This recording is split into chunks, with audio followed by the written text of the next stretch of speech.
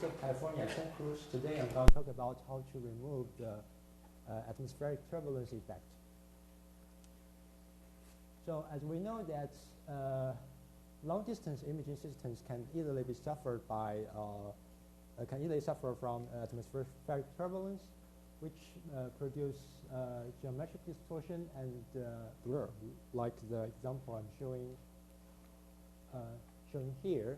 So this is basically a top part of a water tower located above the ground. The camera is set around maybe 2 kilometers away from the object. Here we can see that the motion caused by air turbulence is random, and the most important problem is that the blur itself is spatially and temporally changing. So this is a very difficult problem, and it can be described using this degradation model. Here, this GK represents the case observed image, and F is the latent image that we want to estimate. And this H sub Kx is the turbulence caused a point spread function, which is spatially and temporally changing.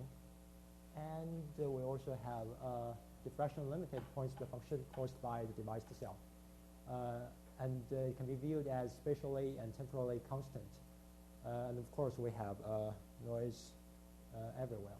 So the goal here is we try to restore a single high-quality image from the observed frame sequence GK here.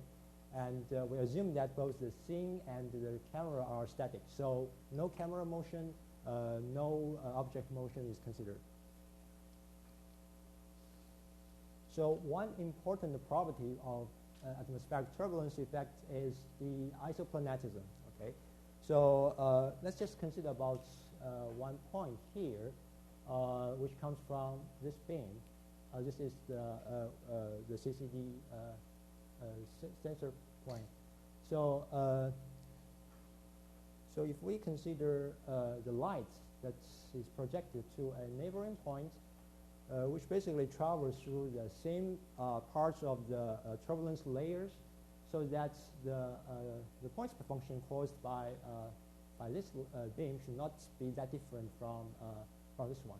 So which means that within a small angle,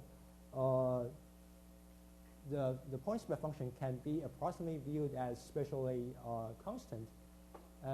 Then we call that angle isoplanatic. And also we'll call the small region isoplanatic region. So in this region, a local imaging model can be described using shift invariant convolution. So in my slide, I use the capital letters like this G, F, and capital N for the global model, and we use lower cases like this G, F, and N for patch-wise model. So here, this F represents the latent sharp patch, and HK is the turbulence caused point spread function. Now here we assume that it's spatially invariant, but temporally changing, and we always have this diffraction-limited blur. So because this is shift invariant convolution, these two terms commute, so we can shift the order and combine these two together, so we get a patch Z, which is called diffraction-limited patch, which is convolved by diffraction-limited point spread function.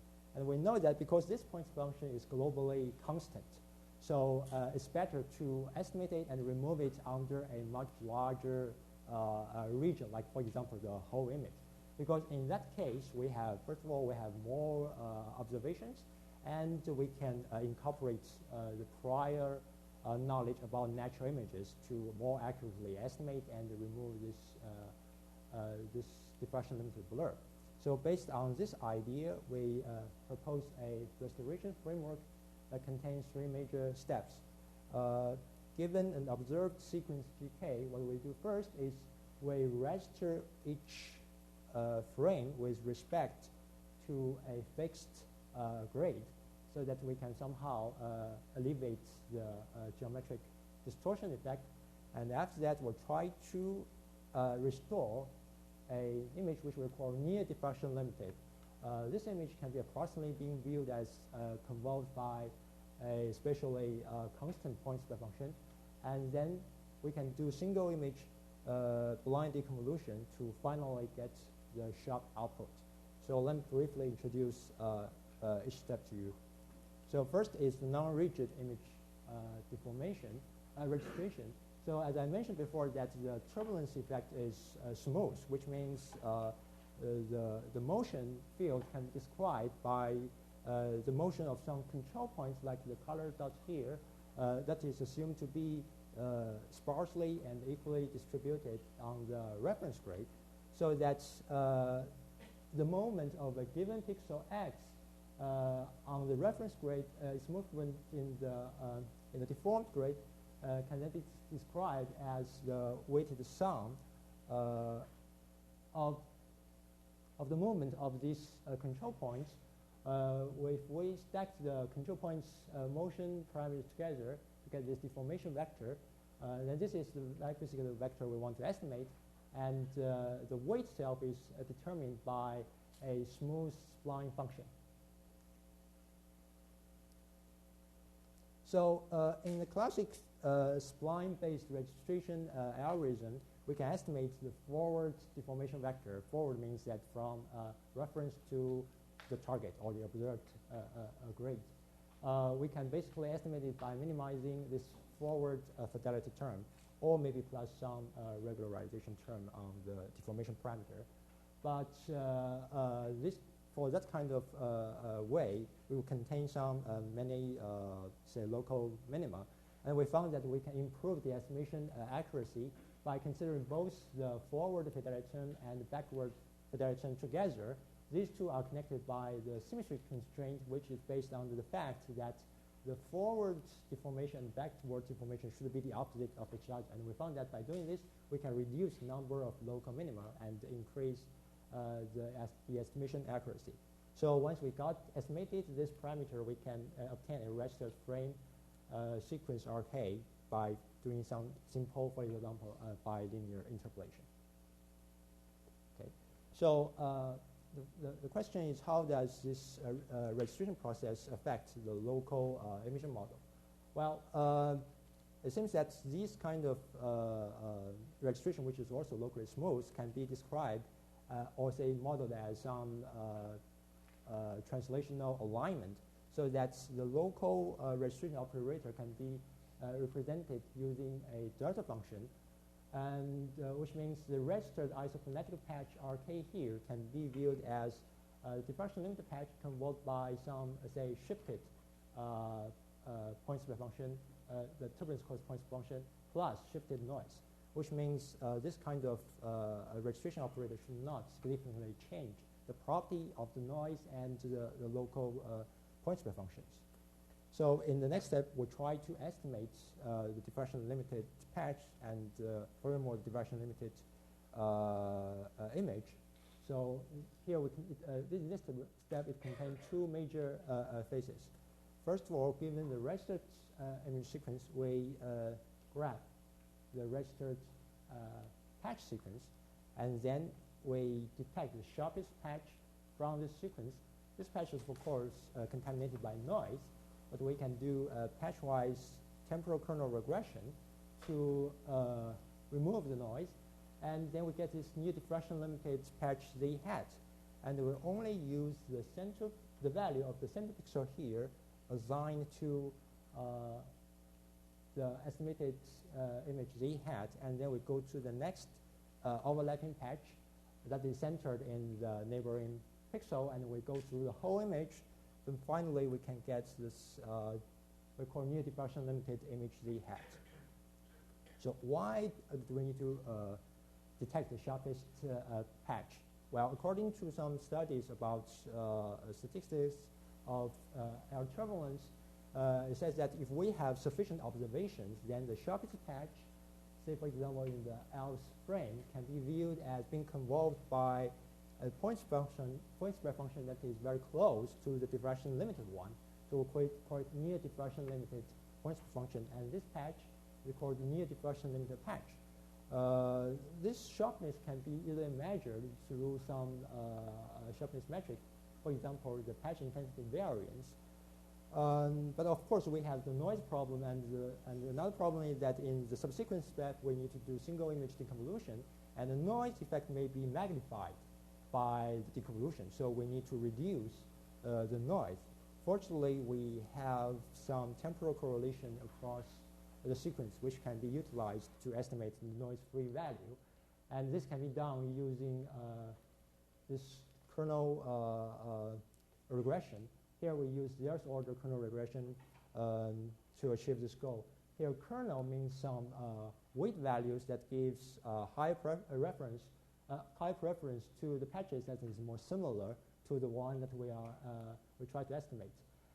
So basically, it depends on the patch similarity, and the solution is nothing but a weighted sum of all the data in the same location, while the weights are just the normalized kernels.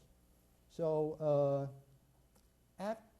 once we got this diffraction-limited image Z, then because it can be viewed as being convolved by especially invariant point square function, then we can estimate it through some single image blind deconvolution algorithm.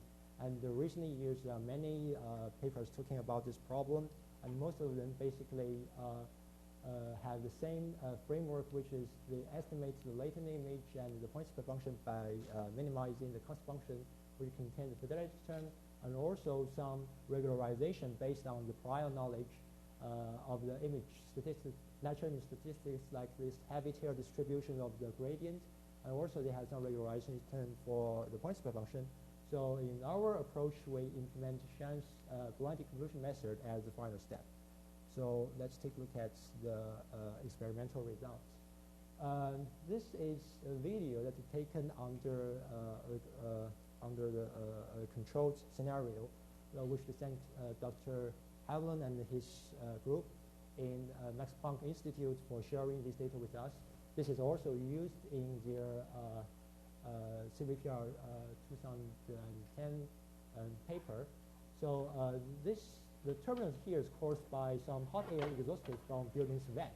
So if just to switch off the vent, then we can get the ground truth. And here we have 100 frames. And this video basically shows the register result using the first step in our approach, and we can see that it basically removes the geometric distortion.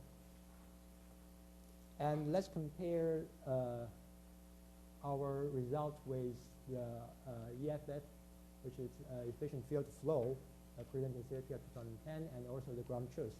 So the EFF actually does a very good job. It removes most of the turbulence and the recovered details, but problem is that because they do some local PSF estimation, and due to the non-convexity of their problem, they have some very strong reading artifacts. And some areas does not look that sharp because they didn't consider the natural image statistics. And but in our algorithm, first of all, it looks very clean. Basically, no reading artifacts, and it's very sharp in these edges. And the interesting thing is that it's, in some areas it looks even sharper than the ground truth, because the ground truth is just we switch off the vent so that we reduce the turbulence effect. But we may still have some problem caused by, for example, maybe the camera is not in focus, but this kind of blur is considered in our algorithm. Here is another example which I showed earlier. This is a water tower example, and this is the registered video. Again, we can see that basically remove most of the geometric distortion. And if you compare the output with, for example, one input image, you can see that our algorithm enhanced the sharpness of the image and recovered many details of the object. Our algorithm can also be used for some astronomical imaging. This video comes from NASA. This is the moon surface captured by a ground-based telescope. It looks highly blurry. And this is the result. Let me see whether I can.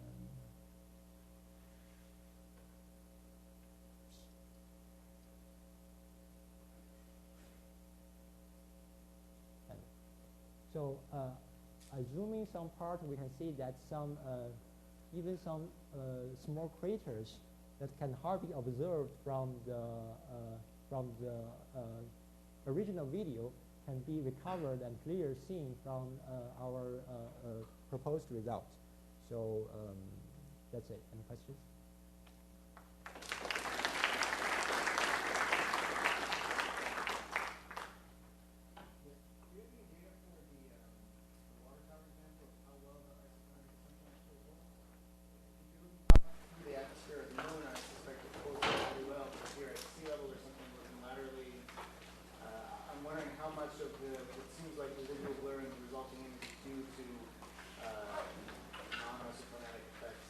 So you say that this is highly non-isoplanatic.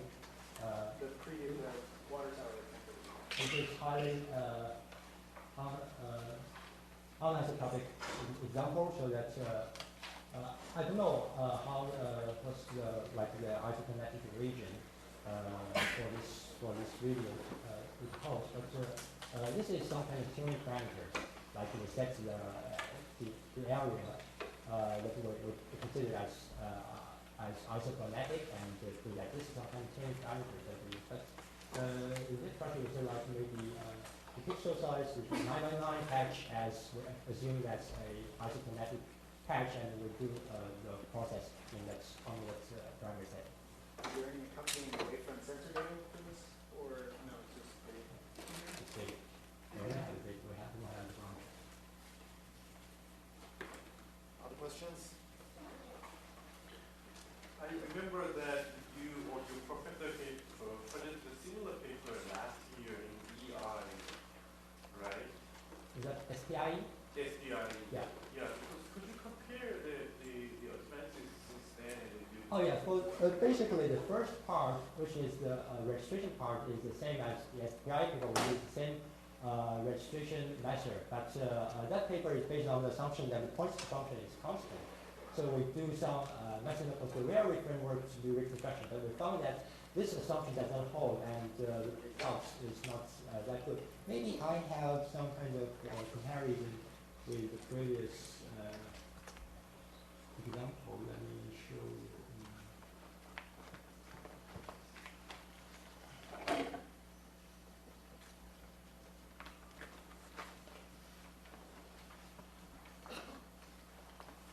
Yeah, this is basically an example.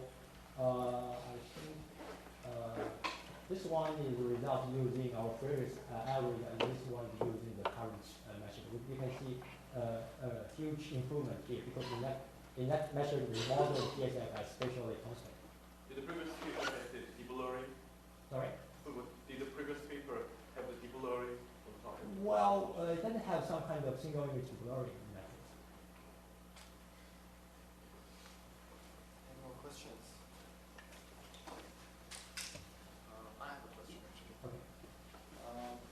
Why do you do blind convolution of the sensor in the camera when you can calibrate it? Yeah, the thing is, it's not the real diffraction-limited blur, but near-diffraction-limited blur, because basically it also contains some, because you know that in the, when we try to reconstruct the near-diffraction-limited blur, we add the weights to each patch, and these weights are all actually positive, which means if we combine it together, it may be actually more blurry than the sharpest one.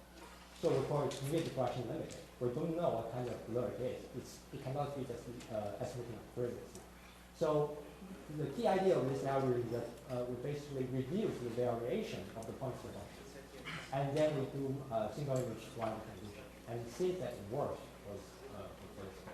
So it's not the real diffraction interpretation. It's actually some kind of mixture.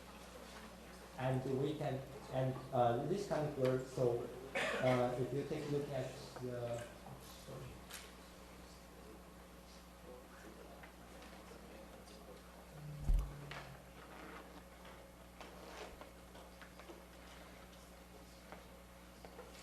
so this is the kernel regression, and we have this smoothing parameter. Okay, by changing this smoothing parameter, we somehow balance between the sharpness and also the noise values of the estimated patch. So that's the key point of this step. So it's not real, just the diffraction limited.